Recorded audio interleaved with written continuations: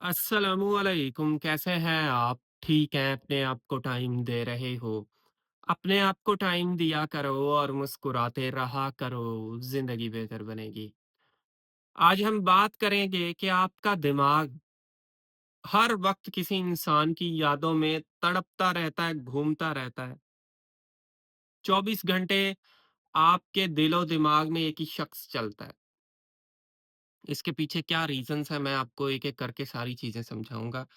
Brain actually काम कैसे करता है वो मैं आपको समझाऊँगा, ब्रेन की वायरिंग कैसे है। देखो, ब्रेन की वायरिंग कुछ इस तरह से हुई हुई है, अल्लाह ने जो ब्रेन को बनाया हुआ है, एग्ज़ैक्टली ब्रेन हर उस चीज़ के बारे में ज़्यादा सोचता है, जो ब्रेन को सही से समझ नहीं आती और उस चीज़ ने आपके ब्रेन को कन्फ्यूज़ करके रख दिया है। आपका उसमें इंटरेस्ट भी है, लेकिन कन्फ्यूज़ हो गए। यहाँ पे दोनों कंडीशंस ट्रू होनी चाहिए। ऐसा नहीं है कि आपका इंटरेस्ट ही नहीं है, वो चीज़ आपको समझ नहीं आएगी, छोड़ देंगे आप। एक चीज़ में इंटरेस्ट है लेकिन समझ नहीं आ रही। आपका उस इंसान में इंटरेस्ट है लेकिन मैं इस चीज़ की गारंटी देता हूँ आपको वो इंसान समझ नहीं आ रहा। आपको उस इंसान की पर्सनैलिटी समझ नहीं आ रही। आपको उस इंसान का बिहेवियर समझ नहीं आ रहा। आप ये नहीं समझ पाए आज तक कि वो इंसान आपसे सच्ची मोहब्बत करता है कि नहीं करता। आपका ब्रेन ये डिसाइड ही नहीं कर पा रहा, हर वक़्त एनालाइज़ कर रहा है, सोच रहा है बस। और यही वो कंडीशन होती है जिसकी वजह से आपके दिमाग में हर वक़्त सामने वाले इंसान के ख़यालात चलते हैं। आप कुछ डिसाइड ही नहीं कर पाते। आप ये डिसाइड नहीं कर पाते कि आपने मूव ऑन करना है या आपने स्टे होना है, यहाँ रहना है इस बंदे के साथ। आपको समझ ही नहीं आ रही। रीज़न क्या है? रीज़न उस बंदे ने आपके साथ डील ही ऐसे किया। उस बंदे ने अपनी पर्सनैलिटी को एक एम्बिग्यूअस पर्सनैलिटी बनाया। एम्बिग्यूटी क्या होती है? या एम्बिगियस पर्सनैलिटी क्या होती है? ऐसी पर्सनैलिटी जो समझ ही ना आए, जिसके आंसर्स 2-3 निकलें या जो चीज़ है, वो एक्चुअली समझ ही नहीं आ रही, अंडरस्टैंड ही नहीं हो रही।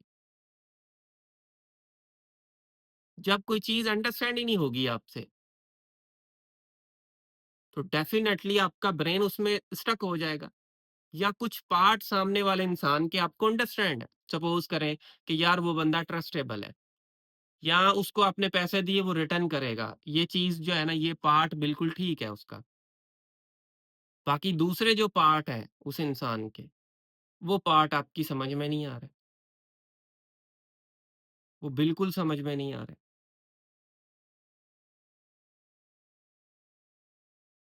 और इसी चीज़ की वजह से आपका ब्रेन उस इंसान से निकलता नहीं।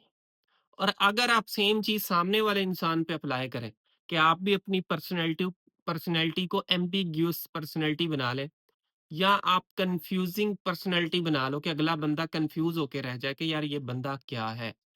ये इंसान क्या है? लेकिन आपका मसला क्या है? आपकी जो पर्सनल और प्रोफ़ेशनल लाइफ़ है वो एक है। आप या पर्सनल और रिलेशनशिप लाइफ़ को भी एक कर देते हो।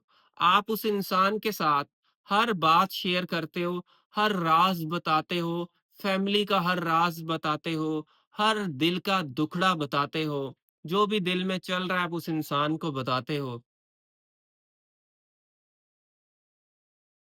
क्यों बता रहे हो?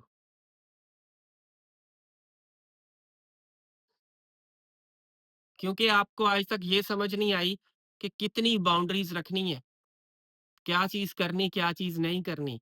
आप बस किए जा रहे हो, किए जा रहे हो, किए जा रहे हो। यही तो सबसे बड़ा रीज़न है चीज़ें खराब होने का, चीज़ें डिस्टर्ब होने का। आपकी पर्सनल लाइफ़ अलग होनी चाहिए, प्रोफ़ेशनल या रिलेशनशिप वाली लाइफ़ अलग होनी चाहिए। पर्सनल लाइफ़ का जो सर्कल है, उसमें उस बंदे को एंटर नहीं होने देना। प्रोफ़ेशनल लाइफ़ का जो सर्कल है, उसमें उसको एंटर नहीं होने देना। ये तीनों चीज़ों को मिला के ना रख दें। जब तीनों चीज़ों को मिला के रखते हैं, तब भी सामने वाला इंसान ऐसा ही करता है। यानी कि आप आपका दिमाग वो पीछे हटेगा, आपका दिमाग उससे नहीं निकलेगा। तो खुदारा इन चीज़ों को समझें। अपने आप को भी समझो, अपनी पर्सनैलिटी को भी समझो, लोग कैसे डील करते हैं, क्या करते हैं, इन सारी चीज़ों को समझें। नहीं समझोगे, आपके लिए मसले होंगे जो हो रहे हैं इस वक़्त, जो आपकी समझ से बाहिर हैं। आप ये सोचते हो मेरे साथ ये क्यों हो रहा है? किस रीज़न की वज़ह से हो रहा है? आपका दिमाग अंडरस्टैंड ही नहीं कर रहा चीज़ों को। इसलिए चीज़ों को समझने की कोशिश करें, समझें चीज़ों को। अच्छा, उसके अलावा याद रखिएगा सामने वाले इंसान की पर्सनैलिटी मिस्टीरियस भी है। मिस्टीरियस का ये मकसद है, एक अजीब-सी पर्सनैलिटी है, जो हर वक़्त सस्पेंस में आपको रखा जाता है, कि आगे क्या होगा कुछ पता नहीं। आगे क्या होगा कुछ पता नहीं। एक फ़ियर, एक डर भी आपके अंदर है। लेकिन साथ में आपका डोपामाइन भी रिलीज़ हो रहा है। यानी कि सामने वाला इंसान आपके साथ ऐसे बिहेव भी करता है कि आपको बड़ा अच्छा भी लगता है, आपको चीज़ें अच्छी भी लगती हैं बहुत ज़्यादा, ऐसे बिहेव भी किया जाता है। तो काफ़ी चीज़ें एक साथ आपके साथ हो रही हैं, जिसकी वजह से ये आपके साथ सब कुछ हो रहा होता है, ठीक है? उसके अलावा याद रखिएगा इस चीज़ की भी गारंटी है कि अगले बंदे की बहुत ज़्यादा चांसेज़ है लाइफ़ सोशल है। सोशल लाइफ भी ऐसी जहाँ पे सोशली उसको रिस्पेक्ट दी जा रही है, उसको पसंद किया जा रहा है। जब मल्टीपल लोग उसको पसंद करते हैं, तो आपका दिमाग उसी में स्टक रहता है कि उसको दूसरे लोग पसंद करते हैं, कहीं कोई और इस बंदे को ग्रैब ना कर ले, मुझसे खींच के ना ले जाए। क्योंकि आपने अपनी सोशल लाइफ को बढ़ा दिया, इंक्रीज़ कर दिया और यही डर आपको खा जाता है।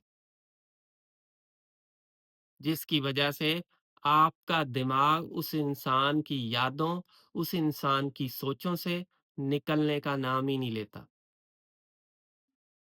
बहुत कोशिश करते हो आप, लेकिन फिर भी आपका दिमाग उसी में रहता है। सोचते रहते हो, सोचते रहते हो। फिर वो बंदा ना कॉन्फिडेंट बनता है। कॉन्फिडेंट बंदे बंदे से क्या मुराद है? कॉन्फिडेंट बंदे से मुराद है कि वो बेगिंग नहीं करेगा आपकी अटेंशन के लिए। उसको अपने आप पे यकीन है भई। वो ऐसा नहीं करेगा कि जी वो आपके सामने मर रहा है और बन रहा है, विक्टिम बन रहा है कि भाई ये हो गया, वो हो गया, बस मेरे साथ करो बात। उसके अंदर कॉन्फिडेंस है। वो कॉन्फिडेंस के साथ चीज़ों को हैंडल करता है, ना कि रोता-पीटता चीज़ों को हैंडल करे। तो ये सारी चीज़ें जिनको आपने समझना है, मुझे उम्मीद है आपने इस वीडियो से कुछ ना कुछ चीज़ें ज़रूर सीखी होंगी। So thank you for watching this video. आखिर में मेरी आप सब लोगों के लिए दिल से दुआ है अल्लाह आपको खुशियाँ दे और आपके सारे गम धो दे। आमीन सुम्मा आमीन। अल्लाह हाफ़िज़।